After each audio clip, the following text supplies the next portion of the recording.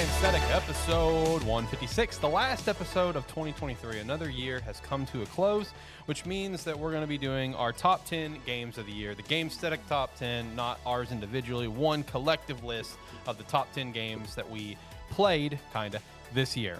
So shout out to that. We did it last year as well. I don't remember the full list from last year. I just know God of War came out on top. Full transparency about our list. There are going to be games on here that are not going to be on here because we just didn't play it. Full transparency. Alan Wake's not on this list. None of us played Alan Wake 2. Sorry about it. There are going to be some games like that. Like last year, we didn't have Elden Ring in the top 10. That's fine. We weren't the audience. It's all good. But we still have a good top 10. We're going to be breaking it down here today, as well as just chatting about whatever else we've been up to throughout our break, throughout Christmas. Hopefully you have a wonderful Christmas. Hopefully you're going to have a wonderful, happy new year. It's going to be a great time. I got both the boys here with me over Discord. Boys, how we doing? How we feeling? I'm doing good. I'm sort of curious about this list because I'm going to be honest, I don't remember last year's either, but I do remember us sort of struggling with it a little bit. Yeah, last year was kind of a tough one. I was just losing it a bit. One of these I just assume is Zach's, and I had to Google what the fuck it was. But I know which one it is. Yeah, we both know which one it is. So we've got our 10, we've got our honorable mentions. It's going to be a great time. Going to chat about them, reflect on the year that was, and then next week for 157, first episode of the new year, we will do 2024 predictions, which I will do a follow-up to our 2023 predictions because apparently I didn't write them down. So I got to go back to listen to the episode and get them, see how we did, as well as our most anticipated games of the year. I only know one prediction that I had. What was it? Because I don't remember a single one of mine. I just know it was a win. The only one that I remember. Starfield! At the beginning of the year, I said Starfield it's the Starfield one. Starfield will be the most basic ass Bethesda game, or most expansive but basic. Basic ass, but I still have the TikTok up. The TikTok and he got is a still... win out of that one. Yeah, that's a big W for John on that one. So shout out to that. So we'll follow up on that next week. Yeah, it's literally the only one I remember. Yeah, forgot all about that. So yeah, we'll do that this upcoming weekend. So shout out to that. Make sure to come by, hang out with us. Before we get into the show, if you could, definitely check out some Rogue Energy. I'm actually drinking some right now. Use the referral link down below, promo code Sparky3 to get 10% off. Join the Discord. Check out Agent Ing. Pick up a jersey. We appreciate that extra support. All right, so let me turn down the music just a smidgens here. Go ahead and just kind of turn it off. So, boys, overall, how we doing? How we feeling? Back from Christmas break, at least for the show, in terms of the show, and back from Christmas break. How we feeling, boys? I got tamales. Hell yeah. Shout out to that. No, that was my legitimate Christmas list wish to my family was an air fryer and tamales. Oh, hell yes. You got the air fryer, right? Yeah. Hell yeah, brother. Love air fryers. If you don't have an air fryer, go buy one. You will want to have more. I want a second air fryer so bad. John, didn't you just get a second air fryer for Black Friday? I have two now. Hell yeah. That's living right there. Look, if you're listening to the show and you're questioning the hype of an air fryer, you got to get an air fryer. I promise you. It's life-changing. Find a friend. They probably have an air fryer. Use theirs. That's true. I got my first one. Yeah, that's how I gave it to John. I gave John my first one. I think I also gave John my toaster oven. I've gotten a lot of stuff from you. I got no shame in taking it. Hey man, that's how it goes. I'm sure someone's got a friend out there that's willing to give away an air fryer. You buy new stuff, and I'm like, well, what about the old one? Yeah, no, exactly. Completely correct. Oh, no, I mean, taking off for Christmas has been nice. I've been on vacation. I don't really feel like I've been doing a lot of gig work. The next couple days I'm taking off. I'm looking forward to that. In terms of games, my girlfriend got me Dragon's Dogma, Dark Arisen. So shout out to that. Been playing that on the PS4. I forget. Is that one actually just an expansion of original Dragon's Dogma? It's like a remaster is what it was. Okay, that's still weird to me because I know that came out like a year after Dragon's Dogma. Yeah, no, it's basically like a remaster is what I gathered from it. Because I'm really excited for Dragon's Dogma 2, even though I never played the first one. So when it came to all of the gifts that me and her got each other, we both formed a list of like 5 or 6 games that we really have our eye on and just pick one from that, And Dragon's Dogma, I did some little homework on it. It's like, should I get the original or should I get like Dark Arisen? Because what the hell is the difference? Apparently, yeah, Dark Arisen is just like a last generation, Xbox One, PS4 like remaster port up of the game is all it was essentially. Okay. Yeah. So I made great value Kratos, and that's who I'm playing with right now. So I'm having a great time with that. I made As your character or yes, your follower? as my character, and for my follower, I made great value Atreus. So I'm having a great Okay. time right now. I just realized that's because you sent me I a did string send of you that. messages Yes. God of War related. And I think I was telling you this the other night, Zach, where he sent me like several things, Yep. Yeah. and then like 6 hours later, I replied to the first one. That's true. That's trademark John. So like, let's see if I can get my Kratos here on the stream. Let me go over here to Discord, pick me. So there's my great value Kratos. I That think looks atrocious. I think it's okay, for what I have to work with on Dragon's Dogma. I was about to say the character creator's not the greatest on No, that. it was not. But I mean, I feel like I did an okay job. I mean, it works. I have a For, deep for voice. how much that world reacts based on how your character looks, the character creation is not very deep. Yeah. So I mean, it's all right. I played.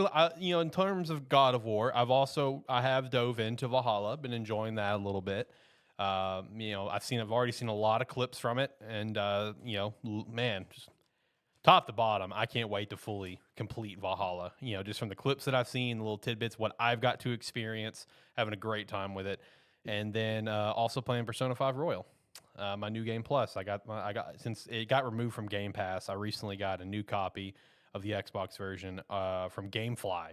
Shout out to GameFly. They're still a thing. They sell new Wait, games. what? Yeah, they're still a thing. You bought it from them? I knew they were Yes. still a thing because I check on it up Yeah. every year. It's like, y'all still alive? Yeah, no, they're still alive and they sell new games. And apparently, like I was telling my girlfriend, like when I was trying to hunt for Persona 5 Royal, Persona 5 Royal on Xbox is like gold. All right, it is gold. Okay, because like no one Yeah, that has didn't it. surprise me.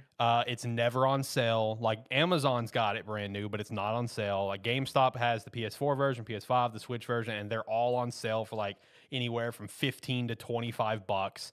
But like the Xbox version will be full price or not available or whatever. So shout out to GameFly for coming in clutch, new copy for 30 bucks. So shout out to that. So I've been currently doing Should my have bought it full price. do what? Should have bought it full price. I've already bought the game 2 other times. Okay. I've bought collector's editions several times. All right, we don't need to flex your collector's editions. We know you have 74. All right, let's relax. So, no, I've been enjoying those. Last few days, I've been doing Persona, mostly because, like, man, I've been so tired these last few days. And Did you ever go back to Tactica? no, but I want to. And, it's on my backlog. The reason I've been doing Persona 5 Royal is over, like, Dragon's Dogma or Valhalla is because, like, I've done it. So, like, it's turn-based. I can literally just turn my brain off and play a game. You know what I mean? Yeah. So it's been very relaxing to just turn my brain off and just play a game. The only time I have to turn my brain on is when I'm doing some of the content that I missed on in my first playthrough because I was busy working on my social stats. Gotcha. So I've been having fun with it. But no, looking forward to this year of gaming for sure. We'll dive into that this upcoming weekend on 157. My first game on my radar is going to be Prince of Persia coming out on the 18th. So Zach, you got this guy trying to rotate between a bunch of different games Yep. that you only need one. You only need Monster Hunter World. yeah, shout out to John going back to Monster it is Hunter all World. you need. Yep. That's where you're wrong, John. Because I have gotcha games. That's And true. I have reverse Yeah. 1999. Yep, shout out to Reverse Yeah. 1990. I'm surprised that you didn't put that on your top 10 list, my friend. I put on honorable mentions for you. I mean, I enjoy it, but it's a gotcha game, bro. I mean, Yeah. we put Marvel Snap on there last year. That's a card game. Yeah, Yeah, it's that's still not a a mobile gacha game. game. I know it's not a gacha game. It's still a mobile game. Come on now. It's I know it's two different someone. things. This is from a non-gotcha game player, Zach. He doesn't know what he's talking about. Look, I understand they're two different things. I'm just saying mobile games, man. I mean, 99's fun. It's different, but it wasn't gonna blow out most of the other stuff Right. that came out. Yeah. Well, Which, I will say, funny thing real quick, because I just got a Monster Hunter itch, probably from seeing Wilds a little bit ago. So I was like, you know what? I think I'm gonna jump back into it and play it. Little did I know, fucking everybody else is too. Like, it's consistently hitting like over 100K like concurrent players every day now. Like everybody's coming back to it, which is kind of crazy to see like 6 years after the game came out. that's just the one that everyone likes to come back to right now. you know, because my girlfriend, she's a massive Monster Hunter fan, likes Rise, likes World. You know, played some of the older ones like the PSP and stuff. But you know, that's what she talks about, how everyone just comes back to World. Well, I think it's partially because, like, yeah, everybody kind of went to Rise. Like, I played a bunch of Rise, Yeah. and then, like, you kind of have your fun with it, and then it's like, okay, time to go back to the big boy. Right. All right. Well, before we get to our top 10 games of the year, I'm going to go ahead and just give a full transparency thing on something, just because, like, I feel like it's better to get it out of the way now. So, in the studio with me, I do have my dogs. Show off to them Yeah, real we've already quick. seen them. But I'm wanting to Yeah. shout that out specifically because, fun fact about my husky there, his name's Lucario, he suffers from seizures. And there are people shooting fireworks, and that's why they're in here with me. So that way, if he has a seizure, I can dip out and take care of it. So if the show ends early because he has a seizure, then hopefully you have a great day. So I just wanted to go ahead and make that known on the off chance that it happens, because we do got some fireworks going on where I live. I know John just like looked, he's like, "Is there?" But yes, there are people shooting No, I fireworks was looking I was looking at my cat. Okay, He's out. He doesn't know what's happening. yeah, I get it. So anyway, all right, boys, let's jump into the top 10, knock this out, and then we can kind of chat about really whatever else we got going on. All right, so Gamestetic top 10 games of the year. So let's do it. Number 10, this is going to be kind of an interesting one, that the fact that it made it number 10, because like when John and I talked about this game, you know, we were kind of lukewarm on it. We enjoyed it. I mean, honestly, I'd probably played about 20 hours of the game, didn't beat it. I was gonna say, I thought we were gonna go through some honorable mentions before we jump straight to the top 10. Yeah, Hogwarts Legacy should be down there, but hey. Yeah, Zach's hard adamant on this one. Yeah, number 10, Hogwarts Legacy. All right. This was a last minute addition. I mean, it was already going to be in the honorable mentions, but like I was talking to John earlier, and Yeah. you know, one thing that we kind of talked about for why it's making our list is like, while we were lukewarm on it, is fun. I would recommend it to Harry Potter fans, especially. But like, I mean, it is still the number one selling game of 2023. So shout out to that. I mean, it took over the world briefly. Yeah, for about a month there, like just on Steam, this game sat at like 700,000 people playing it every day for Yeah. about a month. Which And on the other spectrum of that, just content-wise, there was just tons and tons of content dumped into it for over like several months. Still some stuff coming out now, but Yeah. yeah, it's one of those where it's like, yeah, we didn't. It's like we played it a little bit. It didn't necessarily like catch our attention that much, but this is one of those ones where it's kind of like you got to respect what it did for the time it was here. Yeah. I mean, and of all the games that I bought this year, which is a lot that I did not play, I have a problem. Hogwarts Legacy is one of the few that I actually played for more than like 6 hours. I mean, I did play about 20 something hours of the game. I mean, I enjoyed it for what it was. I thought it was a fun game. It's excellent for Harry Potter fans, like diehards. I like Harry Potter. Harry Potter's cool. Harry Potter's fun. You know, the game was enjoyable. I mean, there was aspects about it that left to be desired. John and I talked about that when we reviewed the game. But I mean, like John just said, you got to respect on what it did. I mean, it took over the world when it came out. So shout out to that. And it definitely got greenlit a sequel. So Hogwarts Legacy 2 at some point is going down. Number 9. This is one of mine that I threw in there, and that is Super Mario RPG. I know how much John hates remakes being in these categories, and that's why I wanted to include one just for yeah, John. all the games that came out this year, and you couldn't even come up with 10 yourself that didn't include a remake. That is, he's got such a great fair point, because another one that I threw in there was Metroid Prime Remaster. It's like we've talked all year about how good this year has been for games, and you're like, yeah, one of the best top 10 games that came out this year is a fucking remake. Listen. This game is near and dear to my heart, and that's why I wanted it in the top 10, because it really was one of those games where it's just like, never thought it would happen. I mean, Super Mario RPG has always been like lightly acknowledged by Nintendo here or there, but just due to the weird like control of the game from Square, not Square Enix, but Square and Nintendo from back in the day, it's always been kind of set in limbo. whenever it was Super Mario RPG Legend of the Seven Stars. So just the fact that this even happened is, I still personally can't believe it. It feels amazing. Playing it, it is everything that you would want out of a remake of a classic game like this. It feels incredible. This is a great RPG that I think, any RPG fan should check out, especially if you're just a fan of Mario. I mean, you'll have a blast with it. I mean, it's one of my favorite RPGs of all time. I grew up with this game, my favorite Super Nintendo game, still one of my favorite games of all time. So, just the fact that the remake happened, is enough for me to want this was my entry of like, I want this in the top 10. I'm a basic bitch. I want this in the top 10. This is my game. So shout out to Super Mario RPG, man. I still cannot believe that came out. I still look at the trailer every once in a while and I'm just like, I genuinely cannot believe this happened. I'm so thankful it did. I mean, it came out solidly. It's still a great game. I know a lot of people have played it and everything, and even just the reworks of controls and everything, Yeah. bringing it up. Yeah, Looks fantastic. Man, it's clean as shit. Cannot recommend it enough. Now here's number 8, which I'm willing to bet this is the game that John was like, "What the fuck is this?" and had to look it up. I didn't know what the fuck this was. This is one of Zach's games. Zach, what do we got? So this is the Arch Rhythm Final Bar line. It is the Final Fantasy rhythm game that I bought earlier this year.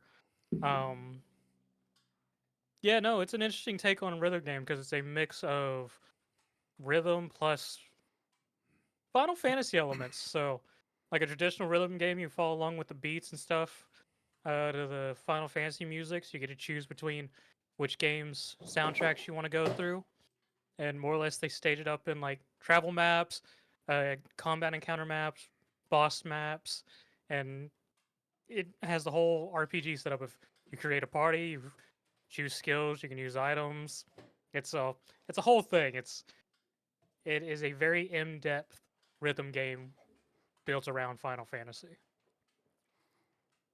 Is this one that you just like you look through your list and you went, I'm gonna throw this one in just because it was that good, or just because more people need to know about it? More people need to know about it, especially those people who like rhythm games, and just because of how. Because I initially picked it up because I went, oh, Final Fantasy rhythm game, cool, but just how in depth they went with it of just making it something that has the Final Fantasy RPG feel to it into a rhythm game, and they just didn't take the easy way and just threw some slapdash rhythm game with the Final Fantasy music on the back end.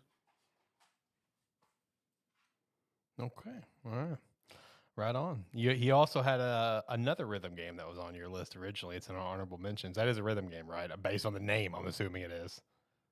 No. Oh. No, he's talked about that one. Yeah, I talked about that too. Okay. No, I was like, coming in at number 7 here. This is a game that none of us actually played. Yeah, okay. But for me in particular, I swayed Alex of where I was like, this absolutely has to be on the list. Okay, oh no, he hit me up I on hit this him as up well. too. And I was just like, he's like, did you play this one? No, but it's on the list. Okay, listen, Yeah. yes. So At out of number 7, I'll just go real quick. We got Street Fighter 6. Yeah.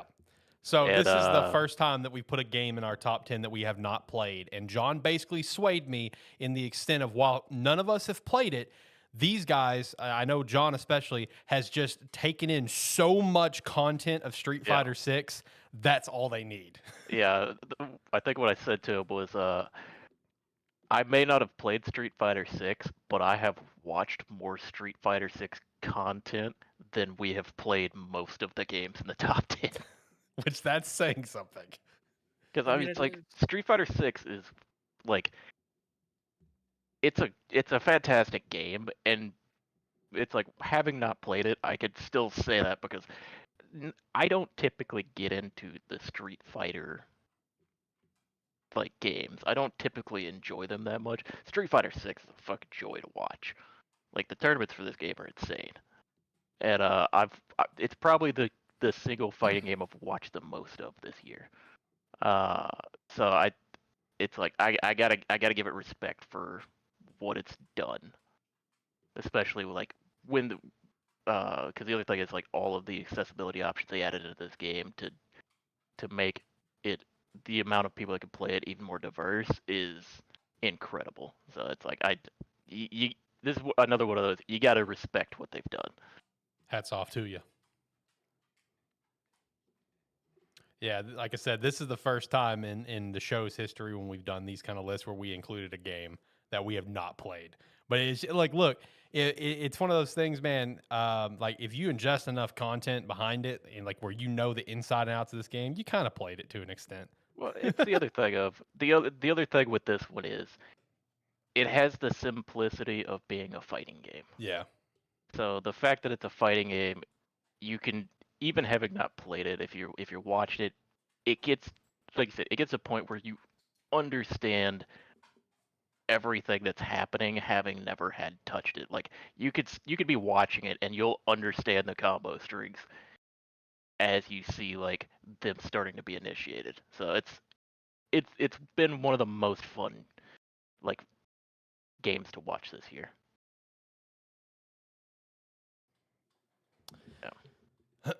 So yeah, shout out to the fact that that made it to the list. I was kind of against it because I was just like, let's just keep it to games we played. But John's like, nah, listen, it needs to be on there. Zach made it short and sweet. Nope, I haven't played it, but it needs to be on the list. I'm like, all right, okay, all right, fine. Coming in number 6, I think is one of the biggest surprises of the year, at least for John. Yes, the one I pressured John into playing with me. Yeah, the one that you bullied him Fallen into Dynasty. Wulong Fallen Dynasty, baby, coming in at 6. I said this like pretty early on that I really had no interest in playing it, and then Zach said he wanted to play it, or he'd play it with me. So I was like, all right, fine, fuck it, we'll give it a fucking shot. try it, whatever. And honestly, one of the biggest surprises of the year. It's like I don't think I would have enjoyed that game at all playing it solo, but the co-op nature of it, it's just one of those things where playing a game co-op sometimes just it changes everything about it and makes it more fun. Yeah, it just changed the whole aspect, made it so much more fun. I mean, honestly, Alex, you still need to go back and play this because this would be a good sort of entry point besides like Liza P for you and Black Myth Wukong. But I mean, I know. overall, it is a Souls-like game. But me personally, I enjoyed in the particular time period it hits on the whole Three Kingdoms and everything. The actual system itself was Which that fairly did, intuitive and fun. yeah, the time period, the weapon selection, everything that you go through, it definitely kind of helped with it because you didn't have anything too complex with it, Yes. and it was very clear. Like when you equipped a weapon, it's like, okay, I kind of understand what I'm going to be doing with this. So it wasn't, like you said, it was very intuitive with it, but very fun. And which overall, with it, it is a Souls-like game, but it is done in more of a level type setup versus just open area, and just the overall scaling of each level, and even in the each sort of section of the levels of enemies, it chooses like, with the exception of a few surprises like that damn cockatrice electric bird that jumped out at us. Um, it does have like a pretty good progression for people, even if they're Yeah, not used to Souls like, just to yeah, like progress. each time you start a new level, there tends to be the very clear you should head this direction path if you want to have an easier time of it, but you can do whatever the fuck you want.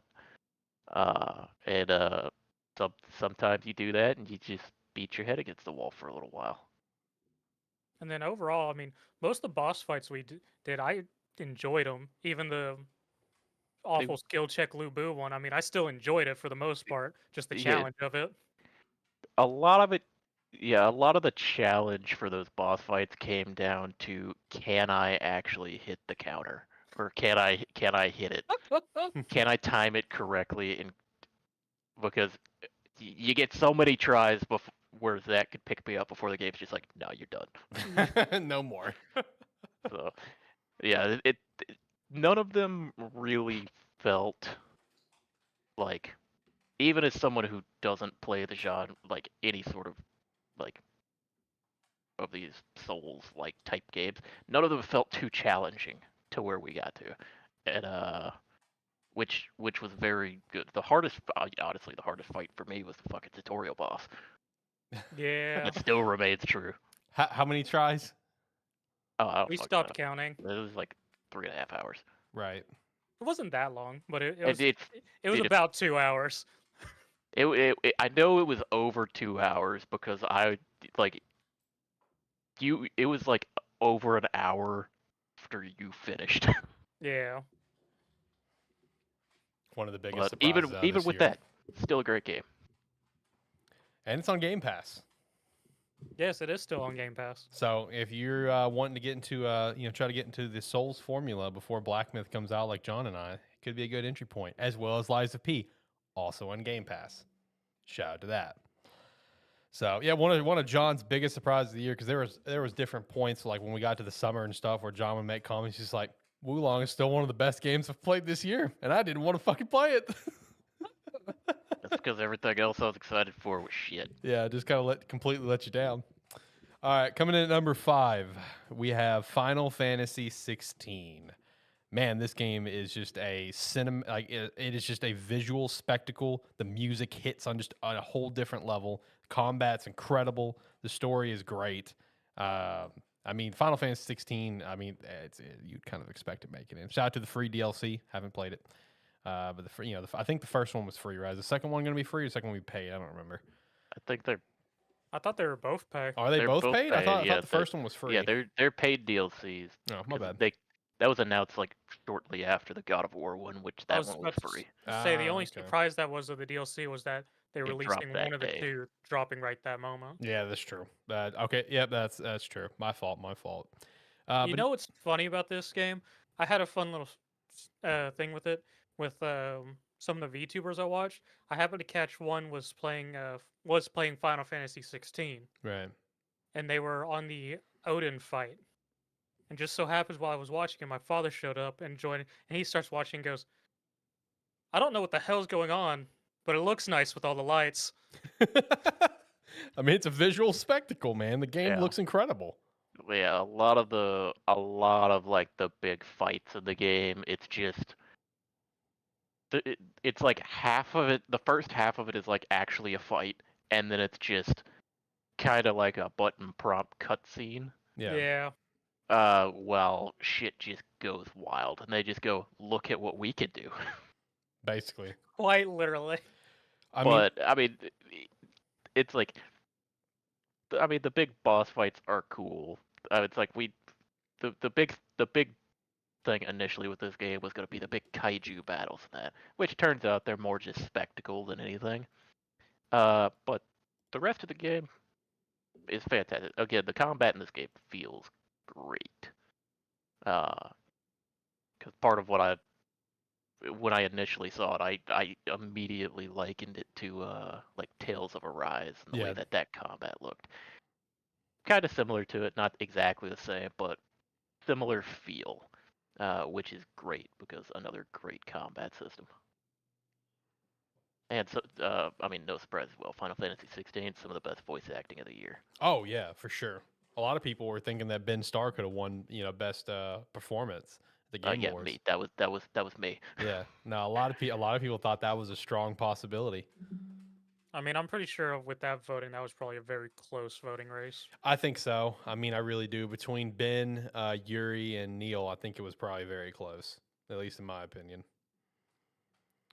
But all right, so coming in at number 4, we have the finals, where it's as soon as this officially dropped at the Game Awards, both these guys were like, "All right, installing it. Let's go. Talk about it, Dude, guys." I've been playing the shit out of this Shit, game. I didn't even really need to install it. I still had my fucking beta stuff. Yeah, I was ready to go. I just had to update. This is a game that I remember you originally talking about it, Zach, and I had no idea what the art style or thing was. I never looked at it, and I was like, "Yeah, it sounds interesting." And then later, I was like, "Oh, I'll give it a shot. I'll play it with him." This is one of the most fun shooters to come out in a long time. Yeah, no, it's whole game show shooter extraction style it's going for just completely works and runs well, especially with the added chaos and verticality thinking of the destructible arenas Mhm. and just to the level that you can in fact destroy them. Because Oh yeah.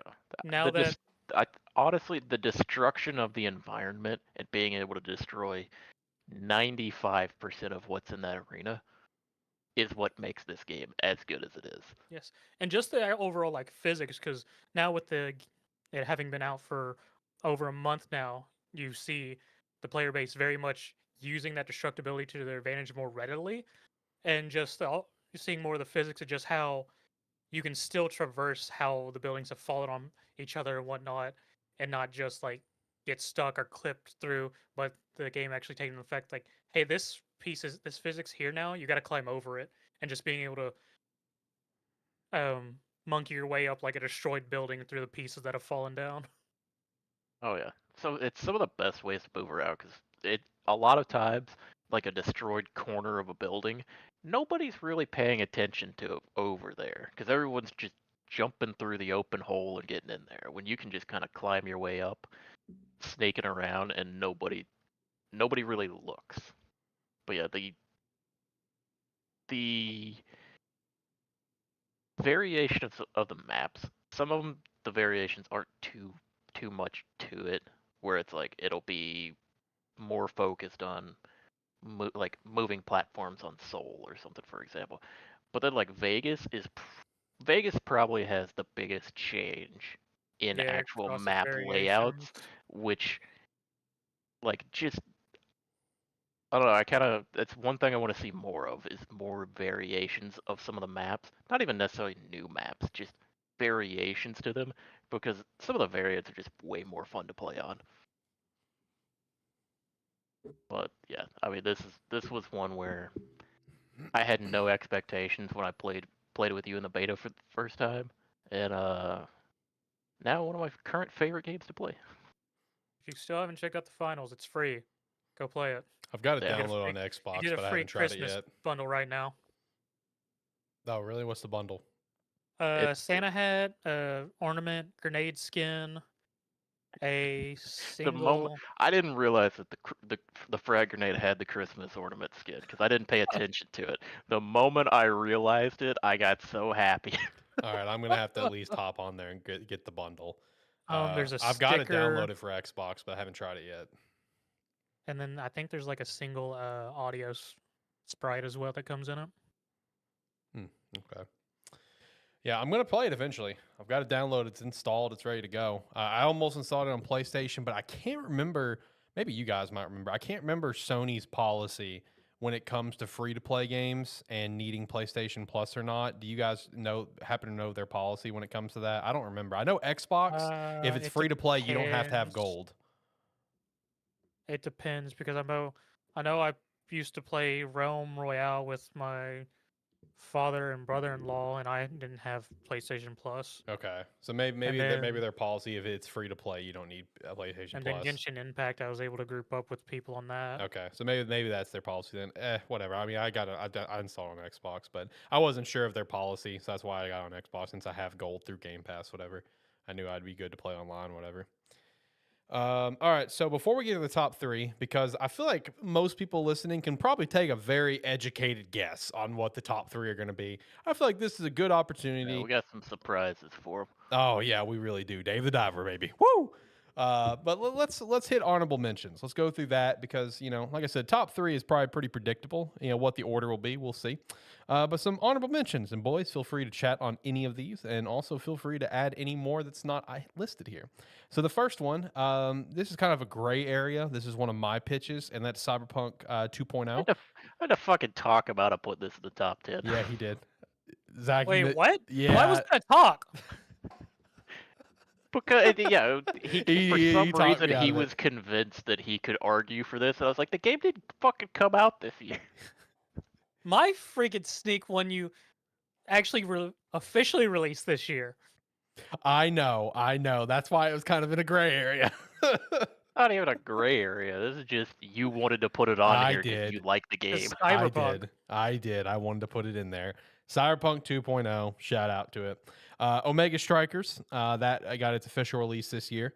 Honestly, this probably would have made the top 10, but I kind of opted against it because the game is no longer getting content going forward, which is unfortunate, but it's still going to be active, to play for a while. Like It's still being updated currently, just no new content's planned to come out at this time. Yeah, I mean, it's just a really fun like air hockey game. What would you call it? Air hockey with abilities. I mean, Yeah.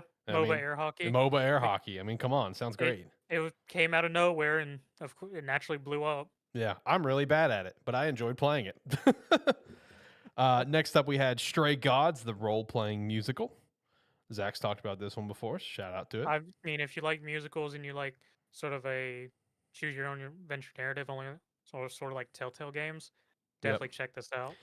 Another honorable mention that whenever the game came out, a lot of people were trashing it, but then Zach over here is just like, the more I play it, the more I think this game is going to be missed, Nope. and that is Exoprimal. No, I fucking hated this game. Because you didn't play enough, and I mean, It was okay. Okay, here's the thing. Granted, you made a good point that the more you play it, the better the game gets. My point with it was very straightforward. Of make the game where I want to play more of it and don't have to play more of it. Well, I mean, I give it to him because it was all associated with the story. So Yeah. it follows a storyline, which actually the story progresses. You unlock the more content and everything else. And Yeah. currently, it's in its third set, I believe, because it's currently doing its Monster Hunter collab. Yeah. Did it will have a say Street Fighter collab, or did didn't- Street Fighter have an Exoprimal collab? Street Fighter, Exoprimal had a Street Fighter collab, so you had Okay. suits that look like Street Fighter characters: Okay. Guile, Chun-Li, and Ryu. I will say I didn't actually hate this game. That was a joke. But no, this game, it was just underwhelming to me because my whole thing with it was just the game, like the gameplay didn't feel engaging enough for what I wanted from it. There just wasn't enough happening really to make me want to play more with it. And I can very much see that because the initial opening sets of the game is very repetitive because a lot of the content is still locked behind the story progression. But it was one of those where I'm like, even while I was playing it, I was like, this is not for me, but I understand why people will enjoy this. I mean, it's still got at least a steady player base on, I know, Xbox and PC currently. So I mean, yeah, it being on Game Pass helps it tremendously. I feel like this is one of those games that if it came out without that extra boost, of player base, this game would have really fell flat on its face potentially, just because no one would want to check it out. Even if it is a game that can be really fun, no one would want to spend the money on it. So next up, we had Pikmin 4, which Zach had at number 1 on his list. Robbed by Alex. I was just like, did you even play it? He's like, no, but it's the best game of this year. I'm just like, all right, it's going to honorable mention. Because at least Alex, with Street Fighter 6. I have a flag. I planted the flag. This is my year to wave it. I'm not going to be able to wave it again for God knows how long. Listen, if it was a situation like Street Fighter 6 where I knew you guys at least ingested a lot of content, all right, I'll hear you out. But you didn't even play the demo. At least I played the demo. I have a flag. I planted it. Hey, we're planting the flag in the honorable mentions. So shout out to Pikmin 4. Best-selling Pikmin game. Fucking tyrant over here. Next up, we got Reverse 1999, a gacha mobile game that Zach started playing. It came out, I think it was October. I think it's about October or November. So Zach's been playing that, having fun with that one. Got a lot of interesting little different events inside of the slasher one you showed me. It looked pretty cool. Yes. So having fun with that one. The second half of that just started this week. I mean, overall, it is a fantastic gacha game. It is very some of the appeals to it is like the overall story is actually very well written. Character designs are actually very different from a lot of gacha games, where a lot of people know gacha games as the waifu roulette. Whereas this one, I mean, it still has waifu characters, but there is a fair amount of different designs. For instance, like there's Jessica that just currently came out with a new banner, who's literally a deer woman. Yeah. And not just some busty, lightly clad, dressed person. Mm-hmm. And just unique characters, and just overall, one of the big things with this game that a lot of people are noting is just for a gacha game, a lot of people are actually playing it in English voiceover versus Japanese, which is what most people traditionally lean towards. Yeah. Because the large community, I just constantly see people saying like the English voices are good. Hey, that's a good thing. That's great. Speaking of like, gacha games that are like, like better known as like the waifu games, whatever. I finally actually jumped into Tarkov not long ago. Hey. I don't have much of an opinion on it yet. Because man, did it really just beat you down with some videos at the start, and I'm just like, I heard. That's what someone told me. I was like, oh shit. I just want to play the damn game. Like, let me get past these damn videos. The game's updated. Let me get past it, please. So I'll keep trying on that one. Shout out to Talk Op Destiny, great anime. Next up, we have another game that just came out this year, mobile game on PC and everything of the sort. We have Honkai Star Rail. Shout out to that one. Get an honorable mention here. Definitely fun game if you were curious about Hoyo versus games, but in like Genshin style of sort of the open world action. This is a open world turn based, so yeah. Another game that I kind of am surprised Zach didn't put on his initial list because of how much like he kind of like was really excited when it came out. Not excited, but just enjoyed it when it came out, and that's Hi-Fi Rush. I feel like it definitely deserved it as an honorable mention this year. I mean, most definitely, it was another Shadow Drop game that was something that we didn't know we needed, but turned out fantastic. Yeah. Rhythm beat 'em up game. And shout out to the studio. They talked about this game after it came out with the huge reception that it had, and they openly admitted, hey, you know, that being like shadow dropped and everyone playing and loving it gave us a huge confidence boost in what we can do. That's always a good thing. I'm glad they took the time, made a dope ass game. Everyone loved it, and they gave them confidence boost. And we'll see what they do next. So shout out to that. The last one that I had mentioned was Metroid Prime Remastered. Phenomenal game on the GameCube, one of the best GameCube games. One of the, honestly, in terms of like, let's say Metacritic scores and stuff, still one of the best games of all time in terms of scoring. Phenomenal game that kind of, you know, completely changed the Metroid franchise and how it's played. Remaster is incredible. Definitely pick it up. It's fantastic. Boys, do you guys have any other honorable mentions that you would like to shout out that I did not have listed? Liza P. Shout I was thinking about this. Yeah. As we were going through it. Liza P. I haven't made it very far in the game. For obvious reasons. I'm not good at these games yet. But from what I've played of the game, like story-wise was interesting. Combat-wise was fantastic. And the setting is actually really interesting. I wasn't very much enjoying what I played. I just got frustrated and had to take a break from it for a little bit. That's You're gonna fair. have a time with Romeo or What? Romero. It's an in-game boss. But yeah, the game itself, like I've seen nothing but great things from it, from people talking about it, and from what I had played of it, it was very fun. And I do plan on revisiting it. Let's see. I can't think of anything else. I guess the only thing for an honorable mention I can think of is, hey, look, Lucario's entered the show, is WWE 2K23, my GM mode. Fantastic there. I put Why a lot. did that not get on the list? It's just I put it at number 3, man. It's just a wrestling game at the end of the day. I don't care about the wrestling game. I literally put GM mode. I'm aware of how you specified it. Yeah. We can't put can't put that on there. But he was arguing for fucking Cyberpunk. I know. My bad. Okay, maybe I made some mistakes. My fault. Okay, I'm also the host of a terrible football show. What do you expect? Trash takes and opinions is what I'm known for. My bad. No, I expected you to sneak in Mass Effect somewhere, but hey. yeah. Snuck it in somehow, some way. Find some roundabout way. Yeah, Mass Effect's in the top 10. It came out on this year for whatever I would try to argue. Some dumb shit. All right, let's get to the top 3. Let's wrap the top 3 and kind of move on. All right, so for 2 and 3, all right, I'm going to be very transparent. Was very tough to figure out the order I wanted to do with these. It's easy. Yeah, I know it's easy for you. It was tough for me because I enjoyed these games both equally. I spent more time on the third game because there's just more content.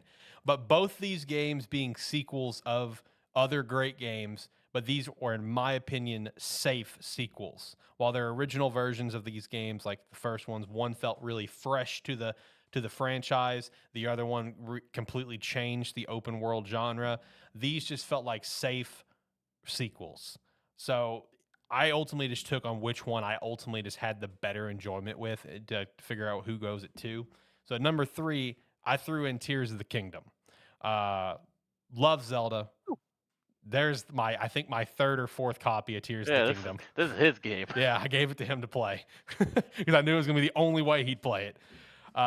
Tears of the Kingdom, look, it is incredible. Okay, I mean they over delivered on what they were promising, in my opinion, with all the depths and stuff, because they were so adamant, like, we're going to the skies, and then there was really no talk of the depths, and then there's this entire, 1-to-1 remake of the size of the world underground to also explore, as well as on top of the sky stuff. The game runs great. Ultra Hand, like, there are so many different ways that you can handle any situation, to the point I forget, oh yeah, I'm having trouble, I can just use Ultra Hand and just build a 74-foot long bridge to get across this with nothing but tree limbs and logs or whatever. Like, there are so many different ways to handle every single situation. Like, the story is so much better. I mean, this was a far and above better than Breath of the Wild. Breath of the Wild probably still feels better to a lot of people because it was that new game that changed the open world genre. Everyone's been trying to copy it. But like, this is far and above, in my opinion, better than Breath of the Wild, because it nailed the one element that I look for, and that's just like a lot more captivating story, more challenging puzzles, stuff like that. I loved this game personally. I think, John, you played this a lot more than you played Breath of the Wild. I mean, you didn't beat it. This game ran better than Breath of the Wild on my Switch. Yeah, it's shocking that Breath of the Wild ran as shitty as it did for you. But no, I mean, it's like I gotta give the game props. It's like, well, it's still not my preferred style of a Zelda game. I prefer the older, or like the games from like 64 GameCube era, kind of. The full open world. I will say as well, it's like, just a small tangent here. I fucking hate what Breath of the Wild has done for the open world genre of gaming. that's totally a fair take. I'm not even gonna call that a hot take. I hate the fact that it was so successful that everybody tries to copy it. Yeah. Because there's several games that I've bought and played where they completely redid the game in an update to make it more Breath of the Wild like, and I'm like, you had something good. Why did you do this? Right. But no, it's like, you got to give the game props for what it did. It's like, I honestly didn't have as much fun with Breath of the Wild. I played Tears of the Kingdom a lot more than I expected to. I expected to play it for like 5 hours and drop it. That's what I expected. That's what I was doing at that time of the year. Yeah. I was playing every game for 5 hours and then playing something different. But no, I actually put a decent amount of time into this game. I enjoyed it up to a point, and then it kind of had that point for me that I knew was coming, where I put it down. I was like, I don't feel like going back to it now. Yeah. Maybe that'll change, but it's like, again, this is one of those games that took over the world when it came out. It's like, all I was seeing for a couple weeks after the game came out was just videos of creations that people were making in the game. True. It's like, nobody gave a shit about the story, really. Everybody just cared about what crazy invention they could make. My favorite one that I've seen, and it was more of a recent one, I saw it within the last month, I think, was someone made Godzilla, where he was invading the town over that's at the beach, whatever. The beach town, he's walking up on shore. They've got him firing lasers and everything. It's like, well, that's funny. Like, how the hell do you do this? Like, it's so good. Tears of the Kingdom is one of the best games of the year. It's a top 3 game of the year. Even if the story's whatever, or even if the story was whatever, it's like, the story is one of the things you don't hear talked about with the game very much, because this game gave people what they wanted from it, which was creativity and the ability to play it how they wanted to, and it delivered on that more so than it did on anything else. Yeah. And just, I mean, top to bottom, I mean, the team nailed it on this. It coming in at 3. I mean, I honestly feel like 2 and 3 are a legitimate flip of the coin, in my opinion, just depending on personal preference. It really is. And that is, coming in number 2, I do have Spider-Man 2. There is a little part of me that put this at 2. So for once in Spider-Man's release history, it's not third place to something, because that was the first game behind God of War and Red Dead 2, and now it's this year behind Tears of the Kingdom and Baldur's Gate 3. So I wanted to give it a chance to not be third place for once. But I mean, ultimately, when I look back at my time of 100%ing Spider-Man 2, my first platinum ever on PlayStation, shout out to that, and completely beating Tears of the Kingdom. I didn't finish all the shrines, but I mean, did all of the major stuff. There's like 152 shrines. I think I've done like 115. I've done an incredible amount of content with Tears, but between the two, just top to bottom throughout the game, my personal overall enjoyment, I couldn't put Spider-Man 2 down. I mean, like, I played more hours of Tears because there is technically more content. It's a full open world game. You do everything, right? I mean, I think I put about 120 hours into Tears of the Kingdom in basically like a 4 or 5 day weekend or something like that. Spider-Man, I had a 3-day weekend, and it was one of those games similar to when John talked about Ragnarok last year, where it's like he sat down and like would play the game for like 12 plus hours straight.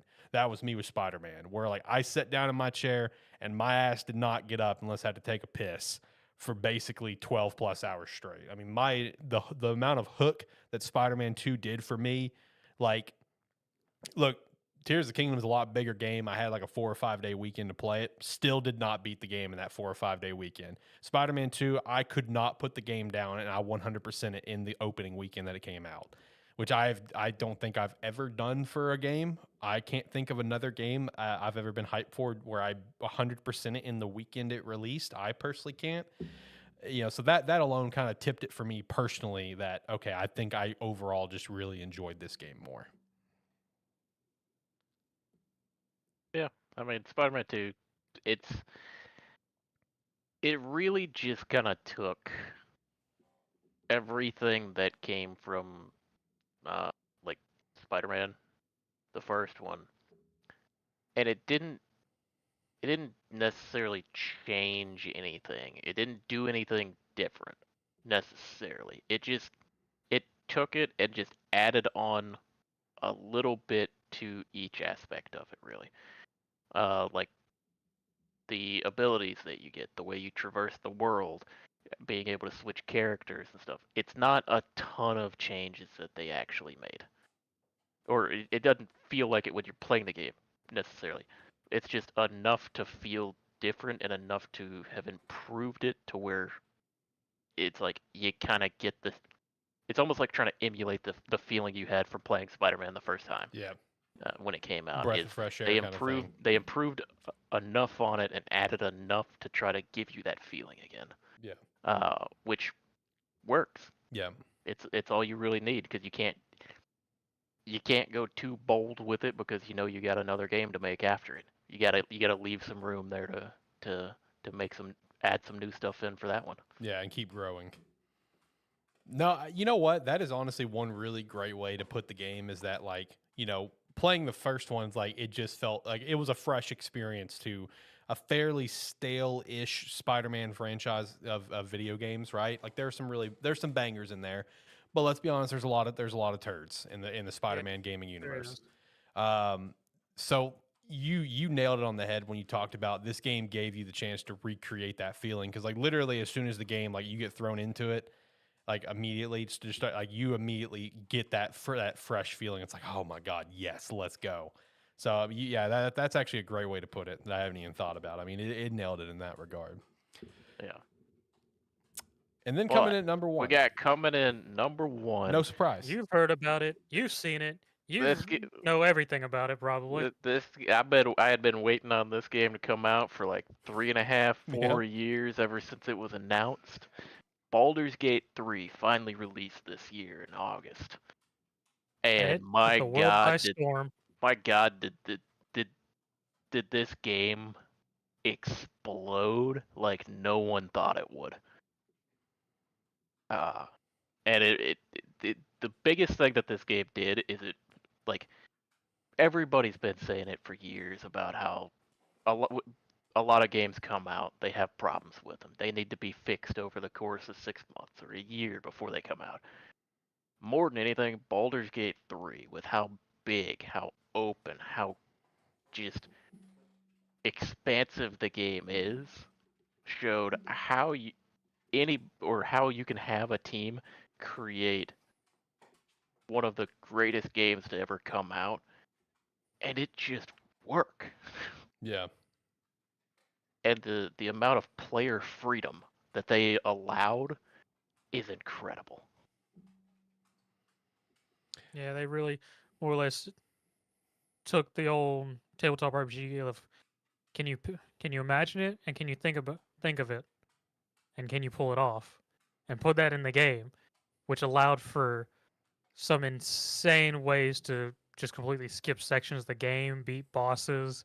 People have done an atrocious amount of different things that in a normal circumstance you'd be like, I would never think of that. Oh yeah, I've seen clips come out of this game where like sections I've gone through where the people just did some wacky shit with it, and I was like, that's incredible that works. Yeah. Yeah. But yeah, it's like the amount of choice that they allowed the players to have, and at the end of the day, it's a fantastic game that the developers made specifically for the player to enjoy. And that's one of the like biggest things about it is it was a game made to be enjoyed however you want to, which we don't get a lot these days. No. Not really. I know when I saw people like talking about the game in terms of just like the amount of freedom and the amount of like, the stuff that you can do and how everything kind of like, well, everything's kind of important and everything will kind of tie together, whatever. I saw it was it was the arguments of Baldur's Gate versus whatever game. And someone's just like, I told some kid like I thought he could be a good thief, and then that actually came back and became important 70 hours later. I don't think that's going to happen in any other game. It's just like that little domino effect that you can do in Baldur's Gate, where it's like you do one little action 70 hours later, that whatever you did comes back and it's like, oh, I forgot I did that 70 hours ago. Exactly. Yeah, like it's stuff like that I enjoy, like looking at it from afar, because obviously I have not played very much of it, but just seeing all the stories, seeing people talk about it and everything, it's just like it's little stuff like that I love, because I love games with a lot of choice and it lets you like mold the story to be your own. I love that shit. So like if something as simple as like, hey kid, I think you could be a great thief one day, and then 70 hours later it's like he becomes a great thief, like that's awesome. Like that's funny. That's hilarious. That's 10 out of 10. I will say one of the best things coming out of Baldur's Gate 3 with the success that it actually has is now everyone knows about Larian Studios. True. Yes. Everybody knows the caliber of games that they can produce, which they've been doing. It's just the games that they made weren't it was They were games that seen more weren't. niche. Yeah, it's like they're very more niche games. And honestly, Baldur's Gate 3 Just still blew up into technically the niche. world because it's still their niche style of game that they like to make. It's Yeah. just everybody heard about it, and it was just like that domino effect of people saw people playing it and they were like, holy shit, this game looks incredible, and then everyone started doing it. But yeah, now more than anything, it's just what the next project that Larian takes on is going to have all of the eyes on it. Everybody's going to be looking at it because now the world knows what they can do. Yeah. Yeah. No, and that is the big takeaway from this is like all eyes are on Larian now, which is a good thing. Good thing for the studio because they have continuously delivered, time and time again. So that, I mean, that's great. That's great for the studio. So Just shout out as well because call back to our like 50 games you absolutely need to play list. If you haven't looked it up yet and you want another Larian Studios fantastic game, Divinity Original Sin 2, you can pick up. It is their last game that they made, also fantastic. yeah, And it is the game that people debate about which one is better. And hey, if you really want to take a step back, there's also Divinity Original Sin, also done by Larian. yep, Yeah, it plays very differently. Yeah, it's a bit rough, but I mean, if you want to take a Yeah, dip it's back into the if time you want to if go, you wanna yeah, if you want to go if you through wanna see history where a they little came bit, from. yeah, if you want to take a little step through history and see how much they've evolved, that's your opportunity. Still a yeah. fantastic game though. Oh yes, I haven't finished it, but it's still a good game. It's just you can see the improvements that they made upon it, like from Original Sin 2 and now to Baldur's Gate. But yeah, it's super excited to see them move on to their next game. Hoping it's Divinity 3, but we'll see. Yeah, it doesn't really matter. They're gonna Whatever take it some is, time it's to like, themselves for a hey, little bit. I was about to say, with as you said, everyone being on Larian now, and them having done what they did with the Baldur's Gate property. I mean, they really wanted to. They could probably snatch up another property that no one's touched in a while. true. I think they've said that after Baldur's Gate they were gonna go back to Divinity. Makes sense though. Yeah, But it does. it would be it. The other thing is, if they were to get their hands on another property, man, I hope they like turn-based CRPGs because that's what Larian makes. Yeah, no, that's exactly what it's gonna be. Yeah, that's their thing, man. It's like they've developed their own engine, their own style of making the game, and I mean, they're the masters of it for a reason, and now everyone knows. Well, that wraps up our top 10. So that's another top 10 games in the year wrapped up. We started this. We started doing this list last year, of course, and now this is the second year of doing it. And honestly, for next year, for 2024, I personally would really love to further expand on games of the year sort of thing. I'm hoping to. I mean, that's we'll see. It just depends on how this year's goes, but I would really love to expand upon it. But you know, in terms of how we celebrate the games, but top 10 games of the year from Gamestetic. So number 1, Baldur's Gate 3. Number 2, Spider-Man 2. 3, Tears of the Kingdom 4, The Finals. 5, Final Fantasy 16. 6, Wolong Fallen Dynasty. 7, Street Fighter 6. 8, Theater Rhythm Final Bar Line. 9, Super Mario RPG. And 10, Hogwarts Legacy. I could guarantee you no one else will have this list of 10. That is correct. No one else will have this exact list. So that is very correct. That's what makes us stand out. That's what makes us unique. This is probably the first time that we've done this where like our top in our top 3 is like actually the 3 best games that came out in the year. Yeah. Yeah, that actually follows the Because rest of normally, the world. Yeah. normally we don't play the best games that come out I of was the about year. to say, True. I don't even remember what the heck our top 3 last year was, but I know they were out there. Actually, I've got it right here because I have a Discord channel for it that we did not use for this. I was looking at it.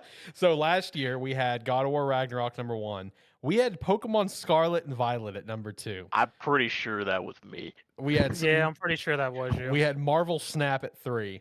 Horizon Yep. Forbidden West at 4. Digimon Survive at 5. Digimon Survive came out in 2022? Yeah. Okay. All right. Triangle Strategy at 6. That came out in 2022? Oh, Yep. man. Okay. Citizen Sleeper, Mortuary Assistant, Multiverses, and As Dusk Falls. Which, in hindsight, I don't know if Multiverses should have made that because, like, that wasn't its official release. So that might have Which been they on our, were- that might have been our they- bad. Well, they weren't very Clear with that. They didn't They- explain that very well. Yeah. Well, Because no they- one knew it. Go ahead. Because no one knew it was actually just a open beta. They just said, "Hey, Multiverse is out," Yeah. Yeah, they didn't tell anyone it was an open beta until like 3 months later. and then they cucked us all. Which, you know, and looking at last year's list, there's a lot of games on there that people probably would not play normally. So that's It's how we make lists. that's how we make lists. That's what we do. I'm gonna be honest. I forgot I got that many in there. Yeah. Looking back on it. It was a weird year. Yeah, it was. So Oh shit! Harvestella was an honorable mention. yeah, you made that an honorable mention for us. Our honorable mentions for last year was Lost Ark. Oh yeah, Lost Ark. Forgot about that Yeah, era for yeah. John. Harvestella, Sonic Frontiers, Pokemon Legends Arceus, and Nobody Saves the World, and then Fire Emblem Warriors 3 Hopes. God, dude, 2022 feels like forever ago. Looking at all these Weird fucking games, list. man. John, Yeah. when was the last time you touched Lost Ark? I could actually tell you probably. Has that era come to a complete close September for you? 2nd, 2022. Oh my gosh. Okay, so that era has come to an official close. Oh yeah, no, that game. It's like I played the shit out of that for. You went for like a good while. I went for like 6 months, and then stopped.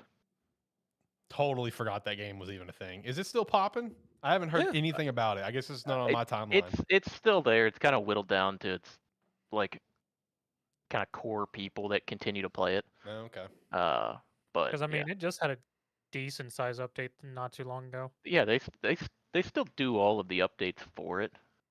Which, speaking of games that we talk about that's got updates, Naraka just released a new character and weapon. Okay, I was nice. actually looking at that on Game Pass the other day. I gotta throw in my Naraka stuff in there from time to time. Yeah, just kind of shout it out. Make sure that people don't forget about it. Hey, Zach loves this game. He plays it a lot. I was half tempted to download it and just open it up and be like, I wonder how long it takes Zach to notice. It depends. It would depend if I was looking at my computer or not. Oh shit. All right. I didn't have anything else for main talking points. Did you guys have anything in particular that you wanted to chat about? Any maybe new stuff, things you played, things you've seen, anything of the sort?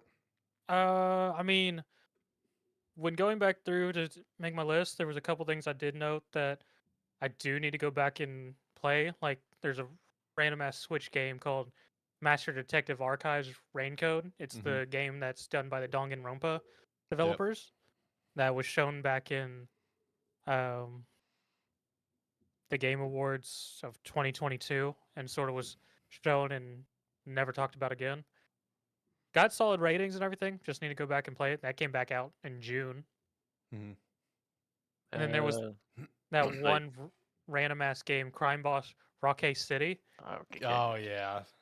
It got bashed. It got bashed. Well, yeah, but I because mean, everyone talked about like how like it's not a game. Like the gameplay sucks. Like they focus so much on having a great cast that the gameplay is terrible. And I guess they fixed it because I saw that again. I was like, I remember this being shit. Yeah. And I went back and looked into it the other day.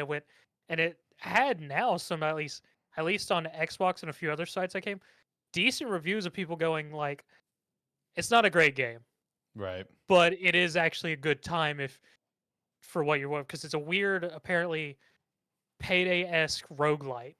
Mm-hmm. And looking at it, and I was just like, this looks more entertaining than I remember people reviewing it. So I've apparently missed something since it came out.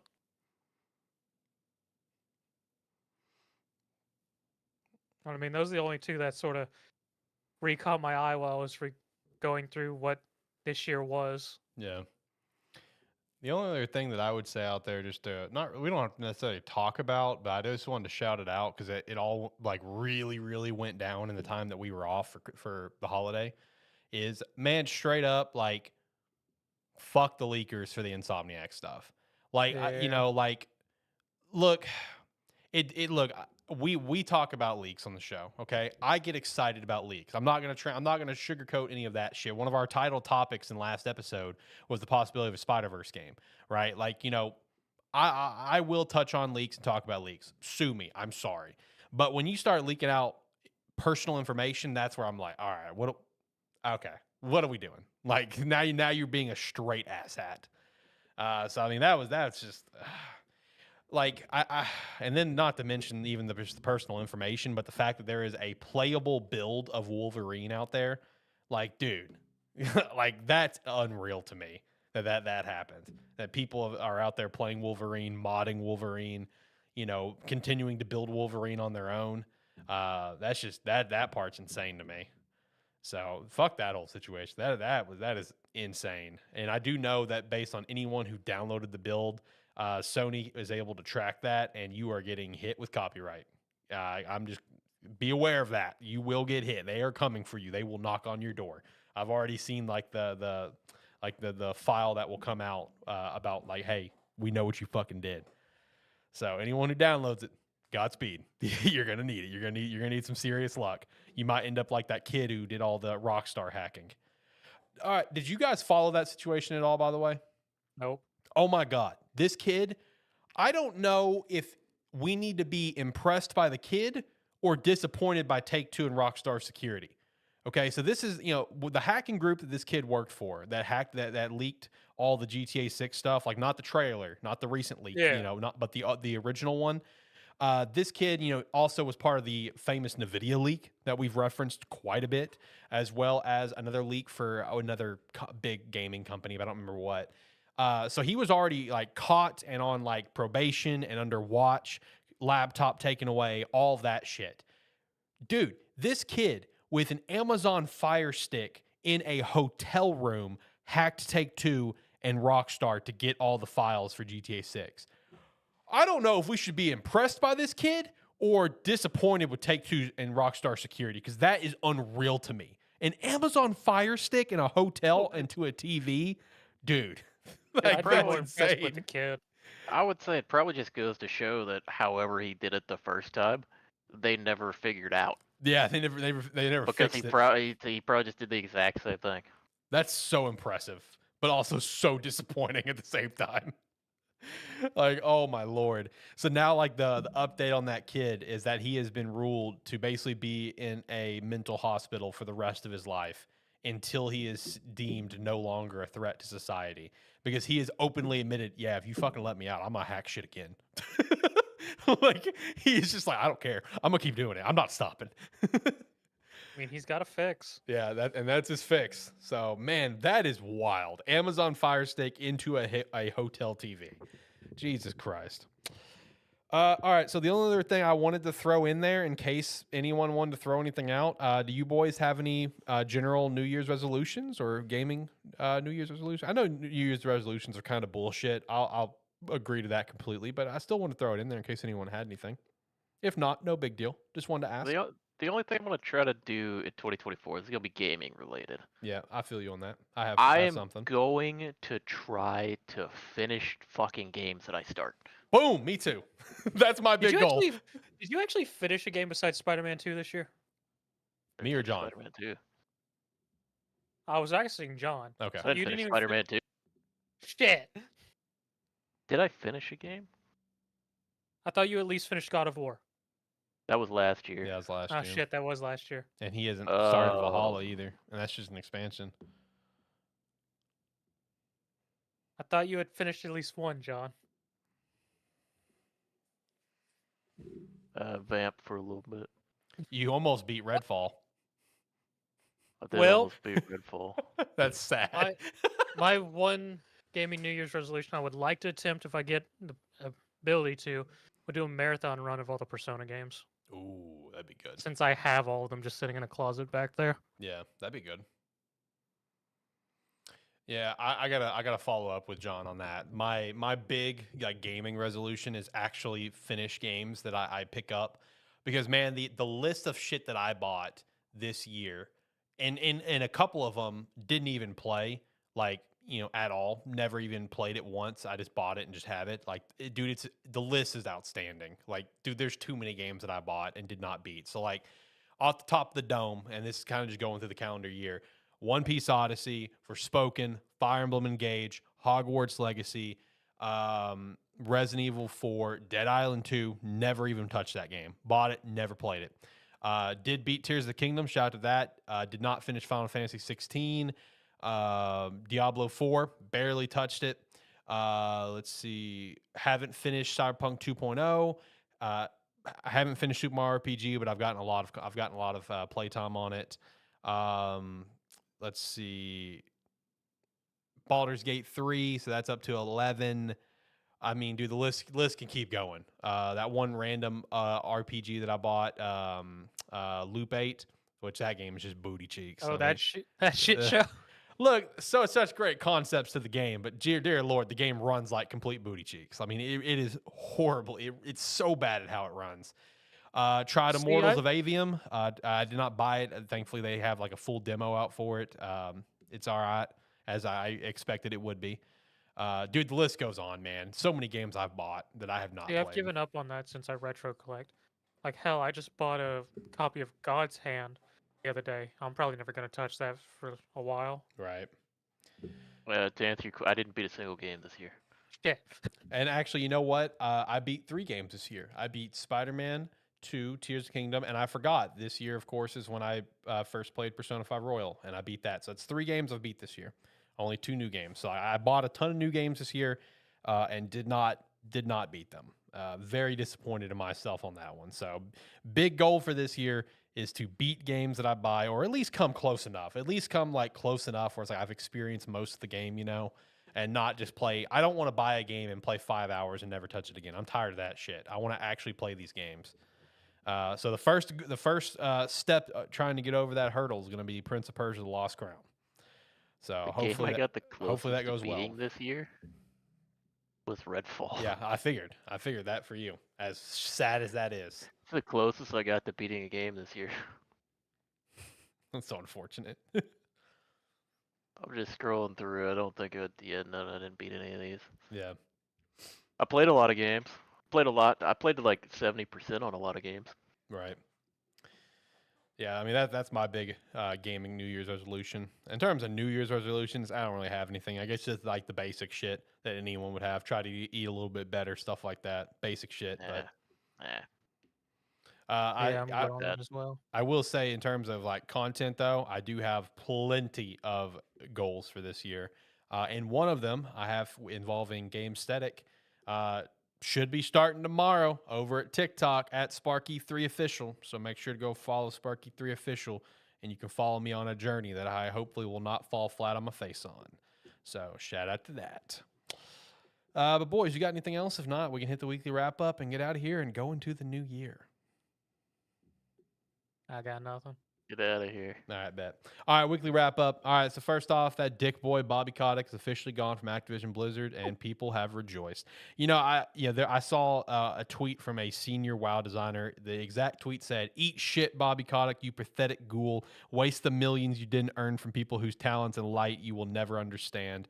I saw another tweet from Jez Corden, who writes for like involving like Microsoft stuff, where he said, "I have not seen a single comment from an Activision Blizzard employee that was positive about Bobby," where he's just like, I don't think Microsoft realizes fully 100% how much Bobby was a plague to Activision Blizzard. Fascinating stuff of just how much was like the most hated man on the planet for these people. So shout out to that dick butt being gone. It's just unfortunate he's getting out with a big payday. Piece of shit. Anyway, next up, Lies of P sequel is to apparently be made with Unreal Engine 5 per job listing found. So shout out to that. Well, that's going to look amazing. Facts. Got a couple of things involving in some famous Nintendo creators here. Miyamoto confirms that he has no plans to retire. In fact, when he was kind of diving into that more, he's talked about how he has no plans to retire, and he's more so worried. He's not worried about retirement. He's more so worried about like, man, whenever I fall over and die, who's going to be able to take up my torch? He's like he has no plans to retire. He just wants to keep going until he literally falls over in studio and dies. Like a freaking champ. What a beast. Speaking of another beast, Sakurai also confirmed on his YouTube channel that he is still working on games. There was a big question mark on if he was going to retire or not, and go off on the ultimate swan song that was Super Smash Brothers Ultimate. He's working on games. He's not working on Smash. Yeah, it did not clarify what, but he said that he's still working on games. There was a kind of a big question mark on if he was going to retire, but sounds like he's not done just yet. And honestly, I'm willing to bet Smash is on his table, unfortunately, for him. I bet it is. I bet you anything he's gearing up for the next Smash, even though he doesn't want to. He's got to take some time to make something that he actually wants to make. Yeah, maybe another Kid Icarus game. That's he's not gotta, like a he's weird got to way make to it play. something that he's got to make his passion project, and then he'll probably get talked into doing it again. Basically, or at least he'll oversee someone else doing it. He'll get an open checkbook, and that's going to be enough for Smash Ultimate.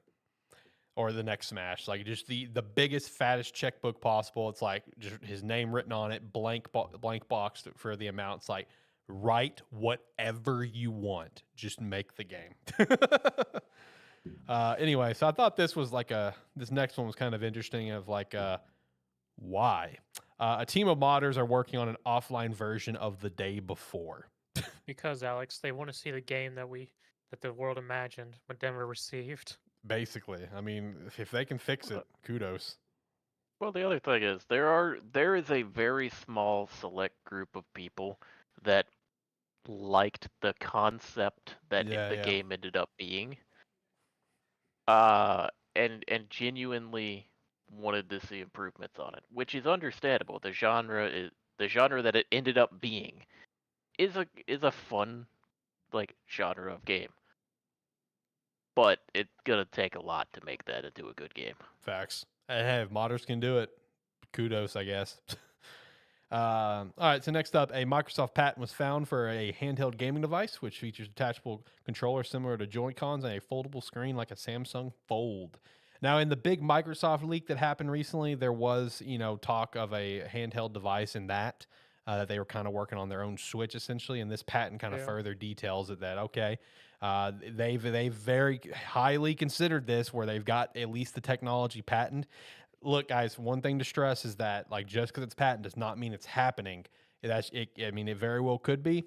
My money says it probably will, but this at very least puts it in their back pocket. So if there's like, okay, yeah, let's do it. They have the patent, and no one else can make what they did.